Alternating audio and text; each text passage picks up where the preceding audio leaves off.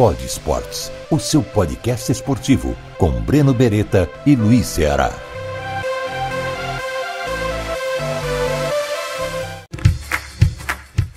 Espera só mais um pouquinho que o Pod Esportes já vai começar.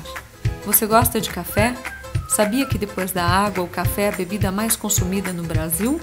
O café da Serra da Canastra é gourmet e tem um sabor todo especial.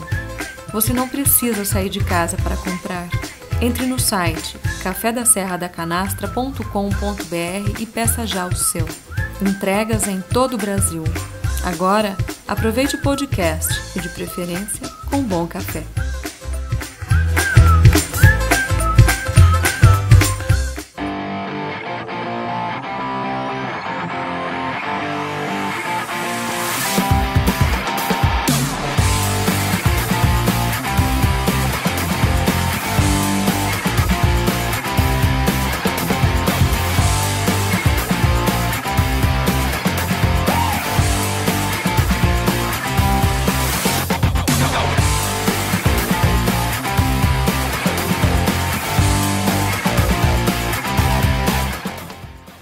Mais um Pod Esportes, podcast esportivo nas principais plataformas, Apple Podcasts, Google Podcasts, Spotify, Deezer e também no YouTube, trazendo sempre uma grande personalidade do esporte, né? Atletas, ex-atletas, treinadores, ex-treinadores, jornalistas. Hoje a gente tem aqui um dos grandes nomes do vôlei masculino brasileiro.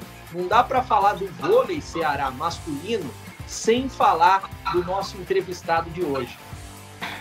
Breno, nós temos aí, é verdade, nós temos aí o Marcelo Negrão, que na verdade é um dos maiores jogadores do mundo, você já falou isso, né? De vôlei, uma lenda, né? É um cara que serviu a seleção brasileira de forma brilhante, os clubes, foi sempre campeão, jogou na Europa, enfim. Mas é um cara que começou de uma forma gozada, né? Ele sempre foi um gênio na quadra, mas ele começou na areia, né? Vendo o pai jogar na areia, e aí acabou virando jogador de areia e foi para a quadra. Marcelo, muito obrigado pela sua presença aqui, é uma honra muito grande para nós ter um jogador do seu tamanho aqui, né?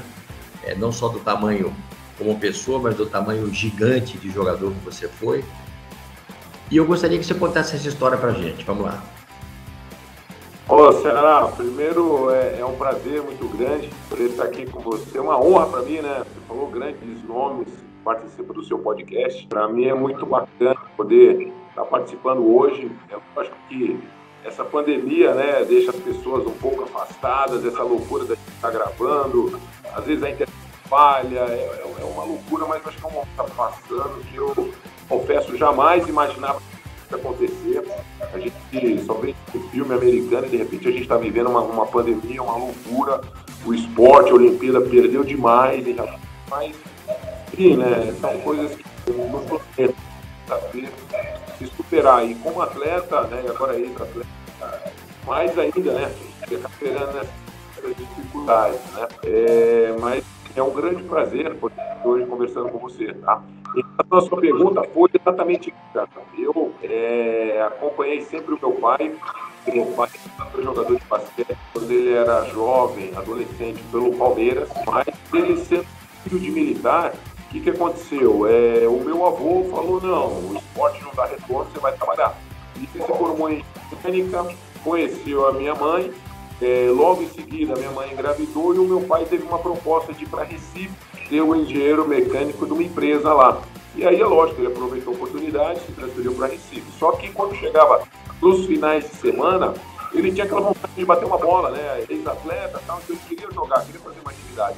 Só que Recife, cidade de praia, né? Então ele, poxa, não consigo jogar basquete, vou ter que jogar vôlei de praia. Ele começou a jogar vôlei de praia. E era aquele cara fanático, né? Desde cedo, 5 horas da manhã, ele já estava indo lá bater a bola dele lá. E ele crescendo muito rápido, com 10 anos, eu tinha mais de 1,80 m.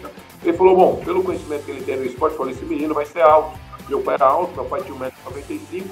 Ele falou, já vou encaminhar ele direto no esporte, né? E eu ficava lá acompanhando meu pai jogar. E vendo meu pai jogar, um belo dia faltou um na quadra. E o pessoal falou, poxa, ô Negrão, chama teu filho lá. E, ó, Marcelo, vem aqui, o vôlei é o seguinte, só joga ela pro alto que a gente dá um jeito aqui, né? Eu falei, ficava lá no topo da rede, a bola vinha, eu jogava pro alto, a coroinha lá e batia a bola e tal, e dava sequência no jogo, né?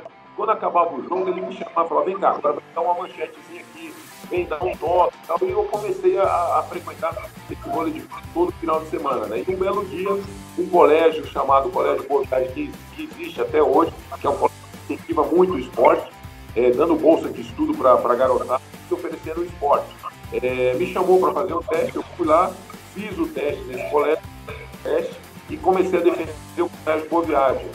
No Colégio Boa Viagem a gente jogava escola contra escola, da escola contra escola tinha os melhores jogadores que eram selecionados para defender o estado no campeonato juvenil naquela época, né? E eu fui selecionado para defender o campeonato juvenil, aonde eu joguei muito bem, e o técnico também na época, como você falou, no Nespa, me viu jogando dessa categoria, e a gente tinha aqueles que a gente conhece muito bem, o nome olheiros, né? E esses olheiros, eles andam olhando a molecada no Brasil inteiro. Ele me viu jogando e falou, poxa, eu vou chamar esse menino para São Paulo. Quando ele veio falar comigo é meu pai falou, olha, você estava querendo, de repente, de se tornar um jogador de voleibol, indo para São Paulo, tem toda a estrutura, tem os teus avós, os teus tios, os teus primos são todos de São Paulo, então não teria problema nenhum de adaptação para você. Então acho que você tinha que tentar escalar o que você quer. E foi por aí que começou, será? E aí deu tudo certo, né? Graças a Deus, uma escola muito boa, que é o que eu uso até hoje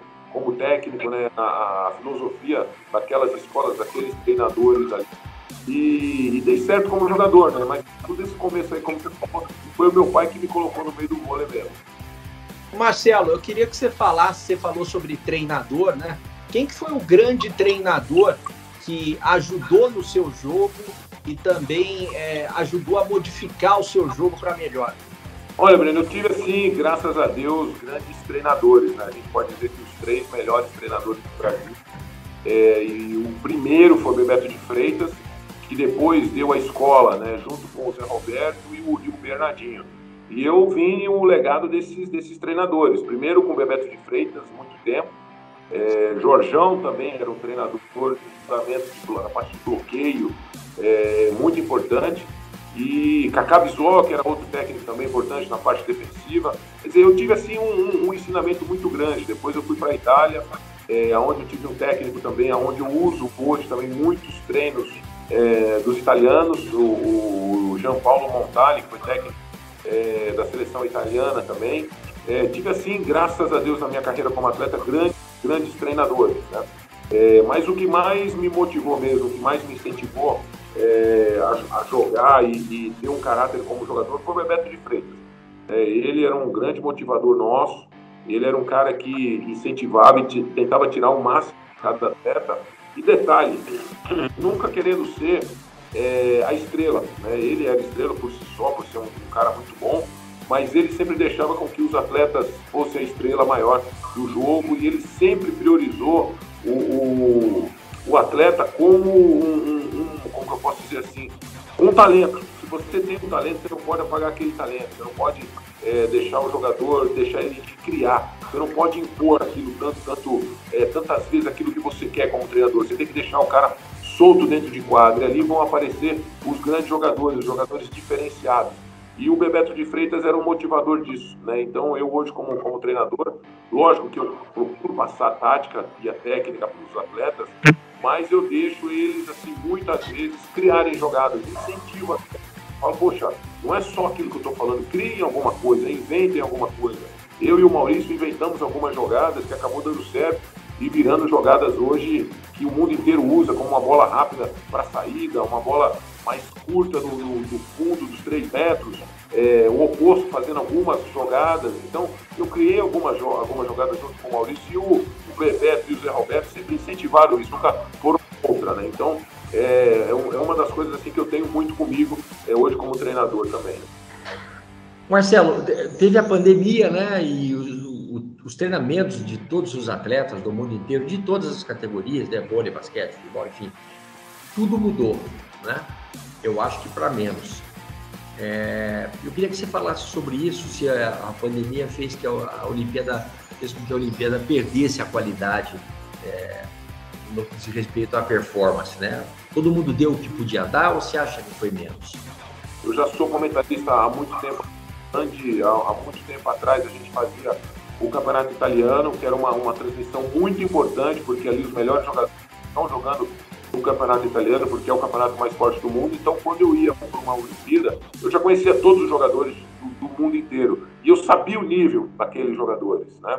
Então, esse ano não teve, há 2 anos atrás, vamos dizer assim, não teve Campeonato Italiano. Tudo parado, jogadores em casa. O nível desses jogadores caiu demais, o nível dos nossos atletas aqui também caíram demais. O fato de você estar, o brasileiro começou a ir embora, teve assim, um bom resultado na Liga das Nações, que é o campeonato que antecede a Olimpíada, mas você percebia que os jogadores do mundo inteiro estavam usando aquele campeonato como um campeonato para entrar em forma, para chegar melhor na Olimpíada, porque foi a única competição, depois de muito tempo, um período muito longo sem competição, que aconteceu. O fato de você jogar sem torcida atrapalha demais, sabe? Aquele parece um jogo treino, você está ali, portas fechadas, ninguém está vendo, é muito assim desmotivante, né, para o atleta. E depois a parte física, cara, é humanamente impossível o cara ficar parado em casa, trancado, e depois ele voltar em forma, sendo que ele já vinha treinando, ele dá uma quebra de praticamente 1 ano, 1 ano e meio, e volta a jogar e jogar na mesma forma, é muito difícil mesmo. Né? Marcelo, o Brasil sempre foi, a seleção de vôlei do Brasil, o vôlei do Brasil, né, sempre foi muito ousado, né? A performance do Brasil, eu não senti isso nessa Olimpíada, eu não senti essa ousadia dos jogadores, né? Você acha que o Brasil teve um pouco de medo dessa vez de enfrentar os grandes? Teve um pouco de receio, digamos assim, com relação às outras seleções? Eu acho que pode ter atrapalhado, em alguns momentos pode ter atrapalhado essa falta de tempo de treinamento, de chegar um pouco melhor. Eu acho que o cubano, o Leal, na minha opinião, ele se assustou demais em jogar uma Olimpíada. Era a primeira Olimpíada dele fora do país dele, e a gente apostou muito em cima dele. Eu acho que se tivesse tido mais jogos internacionais, de repente ele estaria mais acostumado a vestir a camisa da seleção brasileira. Eu acho que os nossos jogadores, como eu falei para você, poderiam estar melhores, com mais jogos internacionais, com mais disputas, mais campeonatos. Não é à toa, né, que a Olimpíada se dá de 4 em 4 anos para você ir preparando. Nesse meio tempo vem Mundial, nesse meio tempo americano, Liga Mundial, e aí você vai se acostumando. Se você tem uma peça que está entrando agora recentemente, essa peça tem que rodar um pouco mais, para entender como funciona a engrenagem, né? E eu acho que chegar assim, do jeito que foi, pronto, vai jogar uma Olimpíada, eu acho que para alguns jogadores, embora pareça que não será, mas a Olimpíada é um campeonato mágico. A Olimpíada é um campeonato que é impressionante. Os favoritos não ganham, é um campeonato de superação, é um campeonato de aparecer novos ídolos. É muito complicado, muito complicado. Se você não está com uma certa rodagem, uma certa bagagem dentro desse sistema de seleções, de jogar, de jogos internacionais o tempo inteiro, o cara sente. Não é à toa que o Leal, apesar de ser multicampeão aqui no Brasil, de jogar já campeonatos internacionais, de ter defendido a sua seleção, nitidamente sentiu isso daí, né? Então, é complicado. Essa camisa hoje da seleção brasileira, representar o Brasil numa Olimpíada, pesa bastante, né? Então, eu acho que a pandemia atrapalhou. Aproveitando o assunto de Olimpíada e seleção brasileira, em 92, quando vocês chegaram em Barcelona, você acha que a seleção já estava pronta? Houve toda essa situação? Ou era um momento diferente em relação ao Zé Roberto, em relação a vocês, jogadores que marcaram história, e eu acho que uma das seleções mais talentosas do vôlei masculino de toda a história, né? Olha, Breno, é o seguinte, a nossa seleção, apesar de chegar lá muito nova, eu já tinha jogado, eu entrei com 17 anos, eu já tinha jogado o Mundial. Eu entrei em 89, na verdade, com o Bebeto de Freitas, jogamos o Mundial, jogamos a Liga Mundial, depois em 90 jogamos o Campeonato Mundial, tomamos pau também, depois 91 e Liga Mundial, se eu não me engano, teve o Pan-Americano, para depois vir a ter uma Olimpíada. Então veja bem que o time, apesar de ser muito novo, já tinha uma certa rodagem. Já teve ali quase que 4 anos de preparação, né? Apesar de eu ter 19 anos naquela Olimpíada, mas já estava vindo jogando, já sabia quem os seus adversários, já conhecia muito bem Rússia, já conhecia quem era a Holanda, já conhecia quem era Cuba, era aquele time fenomenal ali do Joel Despagne e companhia, Sarmiento. Depois você pegar uma Itália com Zorzi, Gardini, Bernardi, grandes jogadores que foram campeões mundiais aqui no Brasil, inclusive a final foi Itália e Cuba, e a gente assistindo ali da arquibancada. Então, assim, tudo bem que eu ia jogar uma Olimpíada e que nós não éramos favoritos pela condição de ser um time muito novo, de ser um time muito jovem. Mas a gente já tinha uma certa rodagem, né? E aí é lógico que o que prevaleceu também foi o fator surpresa, né? E a Olimpíada é um campeonato de tiro curto, né? A Olimpíada é um campeonato muito rápido. Se você aparece com uma novidade, até o time adversário chegar e marcar, não consegue, porque você tem que vir treinando por um determinado período, por um determinado tempo, para você chegar e fazer as marcações. Não é, né, assim, do dia para a noite, marca esse cara aqui que esse cara faz essa bola. Você está marcando, né? E ali teve aquele momento ali que eu estava fazendo algumas passagens como um atacante de meio, e o Brasil inteiro, ou melhor, o Brasil não, o mundo inteiro nunca fez isso. Inclusive acho que eu sou um dos únicos do mundo que fez isso até hoje, de jogar em alto nível, em outra posição dentro da equipe, porque geralmente você tem o levantador é levantador, o central é central, o oposto é oposto e o ponteiro é ponteiro. Nessa seleção eu era o oposto, mas eu fazia algumas passagens pelo meio, como jogador de meio. Isso é muito raro, isso é praticamente impossível, difícil de você ver. Até hoje, eu como treinador tento colocar algumas jogadas por alguns jogadores, fazer um modo diferente. Os caras não conseguem. Parece que é meio que, né, você nasceu para fazer ponta, você vai jogar de ponta. Você nasceu para jogar como levantador, você vai ser levantador. Não adianta você ficar mudando. E naquela situação ali, naquele momento ali, eu tinha essa condição, né? Eu tinha vamos dizer assim, um dom especial de saber atacar outras bolas diferentes, de quebrar o meu ritmo, de poder jogar em outras posições. Foi o que me favoreceu, né? Foi o que deixou, de repente, naquele momento ali, uma surpresa. E naquele momento, uma surpresa numa Olimpíada, cara, é difícil de você marcar. E foi o que aconteceu, né? Ô Marcelo, você subia, pelo que eu sei, mais de 3.600 mais ou menos. Subia para atacar. E uma bola de 150 quilômetros. Isso também assustava as pessoas? Quando o cara via, falava, pô, esse cara tá me matando. Mais ou menos isso. Pera, eu vou te contar uma coisa engraçada, né? Poxa, apesar de tudo, né? A gente não se via muito jogando, porque era videocassete. Não tinha esse negócio de DVD, de volta, né? Dessas câmeras maravilhosas que mostram todos os lances. Então eu não conseguia me ver jogar muito, né? E um belo dia, quando lançaram o DVD e tal, aí a gente foi assistir os jogos e eu me vi jogando. Eu juro por Deus, cara, eu me assustei. Eu falei, meu, que porrada. Cara, eu nunca tinha visto de perto, porque pra mim sai natural, entendeu? Eu não olhava, que não tinha essa sensação do cara que tava do lado de lá, né? E quando eu vi, rapaz, eu parei assim, peraí, meu, que porrada foi essa, cara? Cara, ué, eu não sabia que essa porrada era. Eu falei, não, cara, eu não tinha noção, cara. Então, eu fiquei espantado também. Sensacional. Ô Marcelo, tanto talento que o vôlei masculino produziu, né? Você acha que foi mais talento? Você acha que foi mais trabalho de base? E como que você vê em comparação a hoje, né? Em relação aos talentos e em relação à base do Brasil? Eu acho que assim, né? A gente não tinha responsabilidade nenhuma. Tanto base como time profissional. Era ainda o começo de trabalho, era tudo muito novo, eram jogadores novos, então teve essa parte de trabalho, muito fundamento, teve muito trabalho de fundamento, onde todo mundo tinha que saber fazer um levantamento quando a bola caísse na mão, não só o levantador. Teve muito trabalho físico também, de moldar o físico dos jogadores, porque a maioria dos jogadores eram muito magrinhos, então teve ainda essa parte de, poxa, vamos fazer uma parte física que se faz em Cuba, uma parte física que se faz na Rússia, teve muito ainda esses estudos que chegaram no Brasil e falaram, não, vamos fazer esse tipo de treino Então isso aí eu acho que prevaleceu muito ao Brasil. O cara joga no meio, então ele vai jogar no meio. O cara joga na ponta, ele vai jogar na ponta.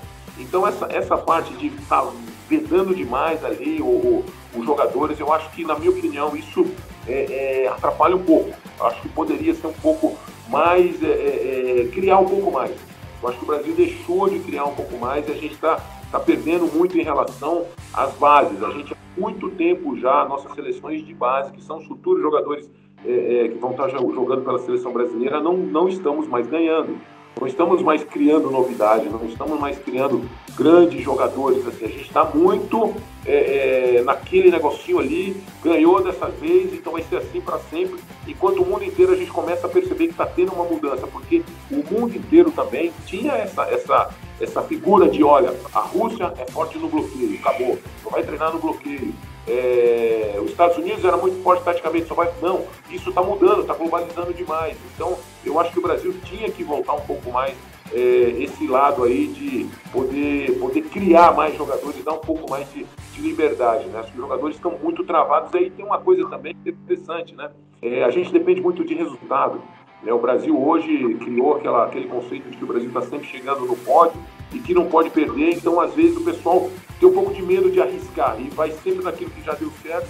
Você falou tudo, o Brasil era mais ousado, o Brasil, tanto se você pegar o saque de viagem quando foi criado, o próprio Jornada nas Estrelas, são coisas arriscadas, né? O certo é o cara parar ali, pertinho da linha, 2 passinhos atrás da linha e dar um saque, pumba, parado no chão, ele não vai errar. O saque viagem, você salta, você joga a bola e a bola nunca é lançada no mesmo lugar certinho. Então você já está criando um certo risco. Mas o Brasil inventou isso. O saque do Bernal, o Jornada nas Estrelas, o cara não sabe onde a bola vai cair. E aí a gente conseguia criar esse tipo de jogada e a coisa dava certo, entendeu? Então o Brasil parou de surpreender. Na minha opinião, quando o Brasil para de surpreender e joga o voleibol normalzinho, a gente acaba perdendo para os outros países. Marcelo, o Brasil sempre teve, historicamente, né, grandes levantadores, o William, né, Maurício aqui de Campinas, e agora tem o Bruninho. O Brasil sempre foi puro talento com relação aos levantadores. Continua assim? Né? Você acha que o Brasil perdeu um pouco? Absurdo. Não tem outro igual ele também, viu, Ceará? Não tem, não. Eu acho que ele foi o maior. A sua melhor fase como jogador foi na Itália, Marcelo? Pô, eu tive, assim, boas passagens na Itália. E tem uma coisa, Ceará, que a gente costuma dizer entre nós, jogadores, né? Só no nosso meio ali, né? Quando você é campeão mundial, quando você é campeão olímpico, você está jogando no teu país, você está jogando com os teus amigos, os teus companheiros. Eu, por exemplo, conheço o Giovanni e o Maurício desde os meus 13 anos. O Tandy, a mesma coisa. Então a gente se conhece há muito tempo, a gente fala a mesma língua, um sabe da vida do outro, da família do outro, conhece o pai, conhece a mãe. É uma coisa. Agora, você sair do teu país e jogar no melhor campeonato do mundo, onde estão simplesmente os melhores de cada posição, naquele mesmo time, sem falar a mesma língua, cada um com o seu objetivo, cada um com a sua cultura, e você ser campeão italiano, quando você ganha o campeonato italiano, aí você ganha o respeito da comunidade do voleibol, entendeu? Porque ali você está jogando com os melhores, contra os melhores o tempo inteiro, e você tem que se virar na língua, do jeito de jogar, do modo de jogar, o técnico falando coisas que às vezes você não entende, estratégias diferentes. Então, graças a Deus eu consegui ser campeão italiano, fiz um recorde italiano, foi pro Guinness também, foram 74 bolas, a única partida no chão. Hoje, 74 bolas no chão é praticamente 3 sets sozinho, né? E eu consegui ter esse feito de atacar 74 bolas no chão, então, no campeonato italiano. Então foi assim, uma experiência muito bacana. Fui campeão italiano, joguei num dos melhores times da Itália, tinha um baita de um patrocinador, pô, o time tinha até jato particular, cara, era absurdo. Foram momentos assim muito bons. Você falou da importância do Bebeto de Freitas na sua carreira. Eu queria que você falasse algum diferencial ou alguma história que você tenha para contar do Bernardinho e também do Zé Roberto, que sem dúvida nenhuma ainda estão no topo, né, como os melhores treinadores do Brasil hoje. Eu posso contar do Bebeto, né? Uma coisa que me marcou demais e eu uso para mim, né? Do Zé Roberto, a gente está sempre se falando ali, é um grande amigo, a gente trata mais ele, e na época a gente tratava mais ele como um amigo do que um treinador, né? O Bernardinho eu fiquei muito pouco tempo, foi no momento que eu machuquei, tive uma lesão muito séria que me afastou da seleção brasileira, foi na hora que ele assumiu a seleção, foi inclusive, né, enfim, né, coincidências da vida, foi contra Brasil e Holanda lá na Holanda, acabei sofrendo uma lesão no joelho e saí da seleção, nunca mais voltei, foi a minha aposentadoria, a única coisa que eu tenho disso é que eu estava jogando como titular, então eu estava feliz porque eu me aposentei como titular, porque eu usei a reserva, né. Isso foi um momento, né, ruim e bom, né, vamos dizer assim. E o Bebeto tem o seguinte, eu lembro de um jogo, eu tava jogando mal aqui pelo Olímpicos Campinas aí, tá, Será? Acho que você lembra desse time aí. A gente jogava ali no Taquaral, onde o time do Renata Campinas joga também. A gente inaugurou aquele ginásio ali, fez um time de vôlei ali muito bacana. Era eu, o Maurício, o Kid jogava também, eram grandes jogadores. E o Bebeto era o técnico. Eu lembro que eu estava jogando mal, e o pessoal da estatística, né? Pô, tira o cara, tem que tirar o Marcelo. Ele falou, cara, vamos levando o jogo, que vai chegar na hora do tie break, e eu não posso apagar a estrela. A estrela a gente não pode apagar, a gente não sabe quando ela vai brilhar. Eu não posso apagar a estrela desse cara. Se eu tirar ele do jogo agora, a estrela dele vai apagar. Dito e feito, nós fomos pro tie break, ele olhou nos meus olhos e falou assim, Marcelo, eu preciso de você agora. Nós fomos lá, arrebentei dos 15 pontos do tie break, eu botei 13 no chão. Aí ele falou pros caras, tá vendo, cara, não é só estatística não, cara, você tem que também confiar no teu jogador. E isso eu levo comigo, entendeu? Hoje nos jogos, tem um ou outro jogador meu que não tá muito bem, mas eu olho nos olhos do cara e falo, meu, agora eu preciso de você, cara, entendeu? E os caras vão, cara, então são coisas que você vai aprendendo. Marcelo, a vida do atleta, a vida útil do atleta de futebol, do vôlei, né, ela está muito relacionada a contusões, enfim, a forma como o atleta se prepara, né? Você parou muito cedo, né, mas também teve problema de contusão. Conta um pouquinho disso pra gente.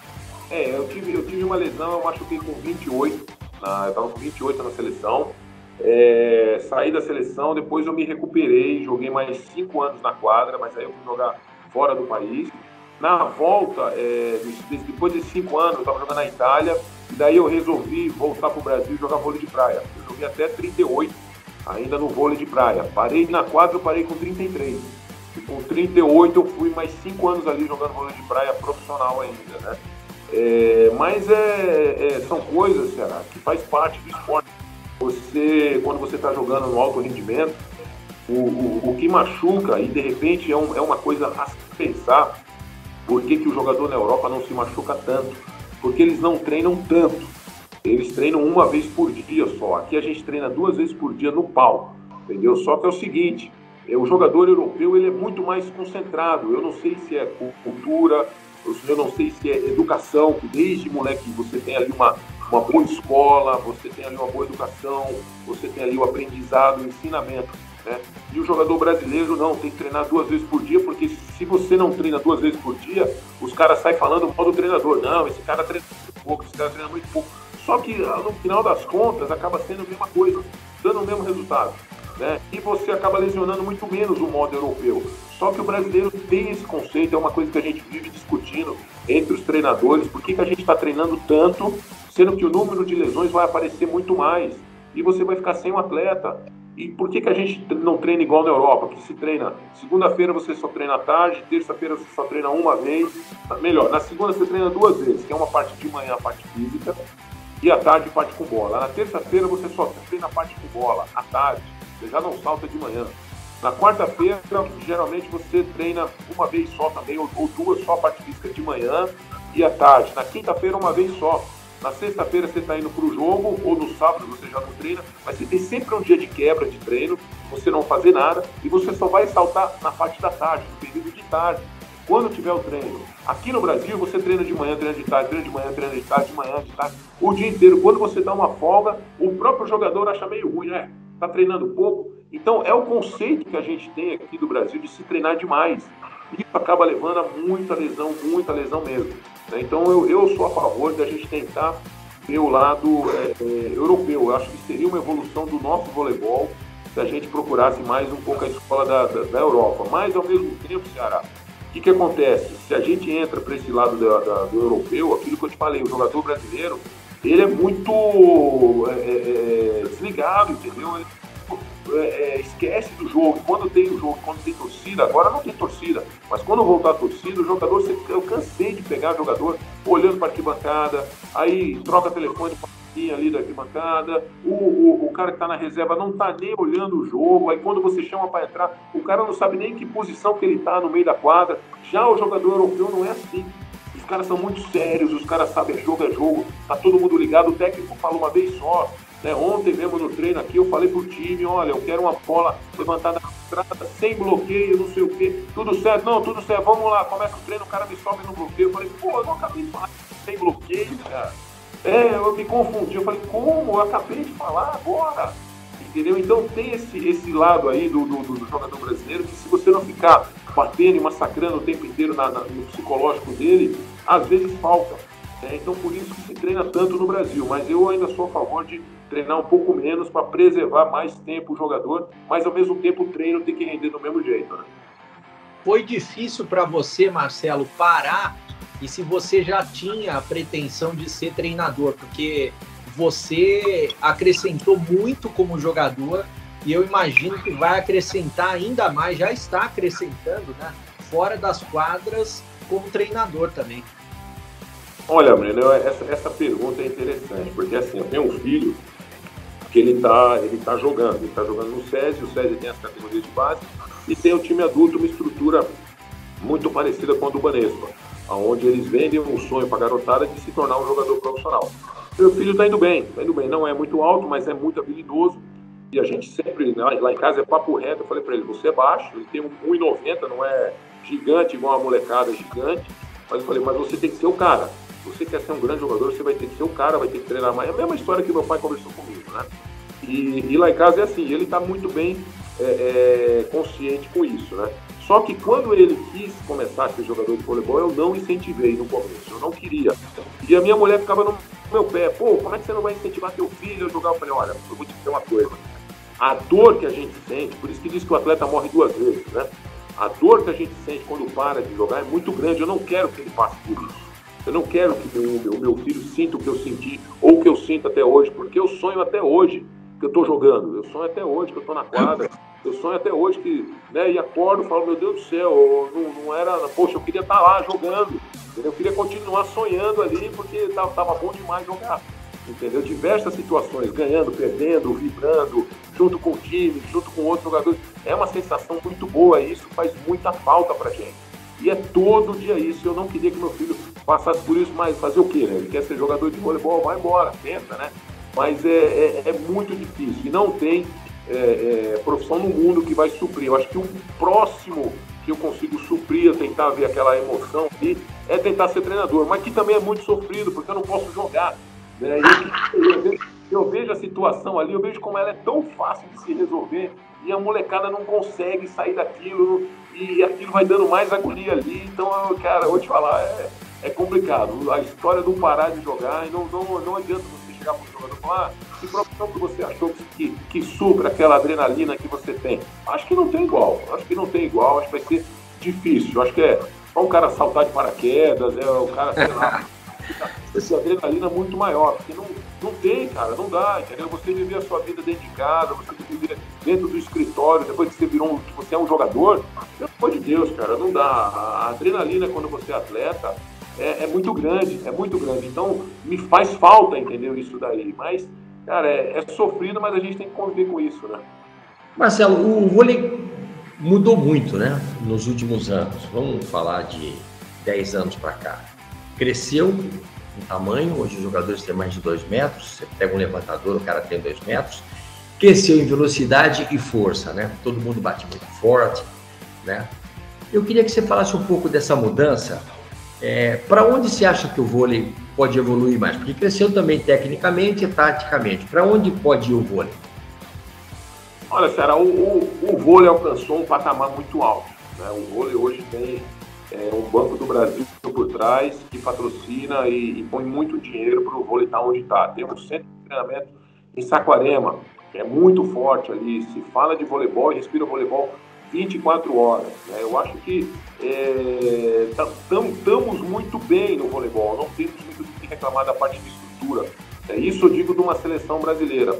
Eu acho que se de repente a gente conseguisse melhorar as situações dos clubes, é difícil, é muito difícil melhorar as situações dos clubes, mesmo porque cada um procura ver o seu, né? E a seleção brasileira a gente diz que é um outro time, é um outro país, né? A seleção brasileira. Mas se a gente conseguisse puxar grandes patrocinadores para os clubes, para revelar grandes atletas aí e resgatar aquilo que eu falei no começo, de deixar o cara jogar um pouco mais solto, dele criar, de motivá-los a criar jogadas diferentes, aí eu acho que o voleibol vai voltar a ser mais uma vez vencedor. Não que não seja, entendeu? Mas essa Olimpíada nós já não ganhamos, então a gente já está um pouquinho atrás. Então precisa correr mais esses 3 anos, né, que a Olimpíada agora é curta, né, o tempo é curto, são só 3 anos, precisa correr de novo para colocar o Brasil lá no alto de novo. Mas a base vem do clube você é levado para uma seleção brasileira, aonde lá você é lapidado, né, para você chegar no campeonato de seleções de base, para depois você chegar numa seleção principal. Mas tudo começa o trabalho no clube. E os clubes, pelo que eu venho acompanhando, estão sofrendo demais. Não tem estrutura, não tem condição para nada, dar de ajuda para a molecada. Como a gente tinha aquele projeto do Banespa, depois tinha o projeto da Pirelli, depois tinha uma Sadia, depois tinha uma Chapecó. Você tinha espalhado pelo Brasil grandes projetos onde tinha assim grandes condições de todo moleque poder se aventurar no voleibol, e dali você acabava tirando um ou outro. Eu acho que a gente precisa tentar resgatar isso de novo. Não dá para ter hoje só o SESI, que tem uma estrutura, o Sada Cruzeiro e o Minas Tênis. São 3 lugares que tem uma estrutura. Os demais estão penando, estão sofrendo demais. Então acho que para a gente elevar de novo e atrair de novo essa molecada aí, eu acho que tinha que melhorar essa nossa estrutura interna aqui no Brasil, né? Antes do Ceará encerrar, Marcelo, eu quero oferecer para você os nossos presentes dos patrocinadores. Vamos mandar para você o café da Serra da Canastra, que é um café gourmet, café todo especial, de Minas Gerais, aí para sua casa, para você saborear com a sua família também. E vamos mandar para você uma caricatura do Caricação, né? Ele faz uma caricatura especial, a gente vai mandar uma caricatura especial para você. Muito legal, eu agradeço. Patrocínio aí, Será? Sempre é muito bom ver essa palavra, né? Opa! Bom, Marcelo, eu da minha parte eu quero te dizer o seguinte, a vida me deu, né, a honra e o prazer, né, de viver perto de atletas de alta performance, né, no basquete, no vôlei, no futebol, né, futebol feminino, de acompanhar a vida de muitos jogadores desde o início até o final da carreira, né. Você foi um deles e eu agradeço a vida por isso, né, de ter podido estar perto de atletas de alta performance. Então, eu queria te agradecer pela entrevista. Sei que vai ser muito legal pessoas te ouvirem aqui no podcast, no nosso Pod Esportes, né, em todas as redes. E eu queria te agradecer e agradecer a sua generosidade, né, de nos atender. Foi uma honra muito grande, né, poder estar com você aqui. Obrigado, Marcelo. Eu que agradeço. Agradeço você, o Breno. A hora que precisar, vocês podem me ligar. Não tem problema nenhum, tá? Desculpa aí essa falha da conexão, às vezes falhar aí, mas enfim, eu não tô em casa, eu trabalho no time do Mogi Vôlei aqui, mas a hora que precisar, tá certo? Contem comigo sempre. Pod Esportes, o seu podcast esportivo, com Breno Beretta e Luiz Ceará.